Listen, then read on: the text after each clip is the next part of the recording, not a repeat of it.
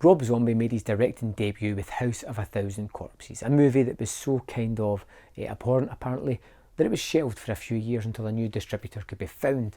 This is a movie that is more about style rather than the substance that it has. It's trying to emulate a period in time, which is the late 70s during Manson, particularly homages to the Texas Chainsaw Massacre movie, and creates this family of serial killers that have free reign for a good few years, have been just running amok for people that have been passing through their little patch of land. And ultimately, it was a movie that I never really enjoyed the first time I watched.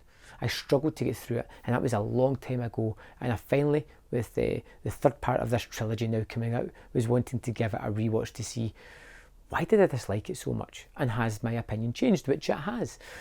Now, the first thing that's really kind of jarring about the movie is the editing and the film stocks used within it. It has these clean-cut, Hollywood-eyes type of scenarios where it's rain-driven streets as cars pull along it, the lighting all looks professional, and it'll cut to really grainy, destructive material as people do weird and wacky things in front of it. Characters dressed as one thing but acting in a completely different manner.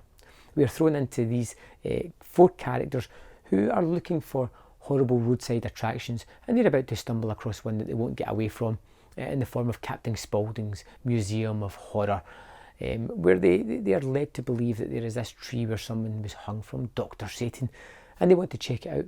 And of course, as they're driving there is a hitchhiker, much like there is in Texas Chainsaw Massacre, whom they just want to be nice and give a lift to.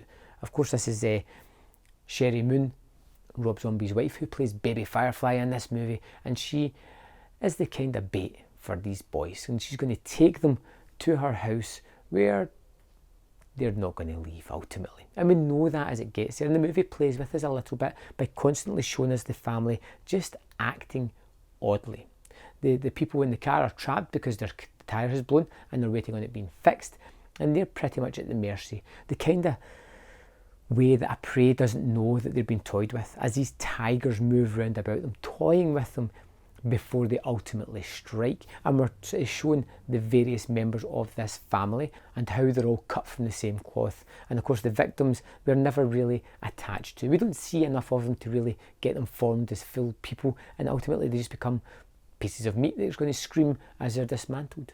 The movie has an odd finale to it as well. It seems to go into an almost like dream world state. It's never mentioned again, but we get images of Dr. Satan in these really weird imagery moments of down below the earth as we see strange operations being performed that are never fully explained, even in some of the later sequences or some of the later movies within this.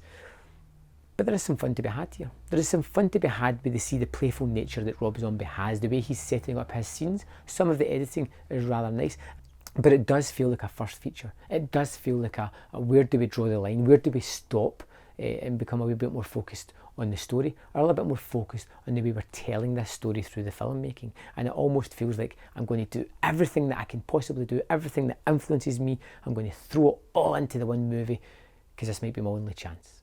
And you see it with the sequel, which is, in my opinion, is a far better movie, but it's more refined, it's more subtle in the way that it tackles some of the things it's attempting to do. House of a Thousand Corpses was much better this time round for me. I did enjoy it for what it was, an homage to a time, a place, and a kind of movie that was very rarely made these days.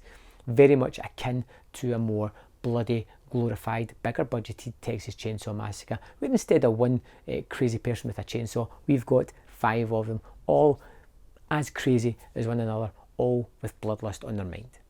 There we have it, House of a Thousand Corpses, a movie that I did like, I've actually come round to, and it's funny how that happens over a period of time as well.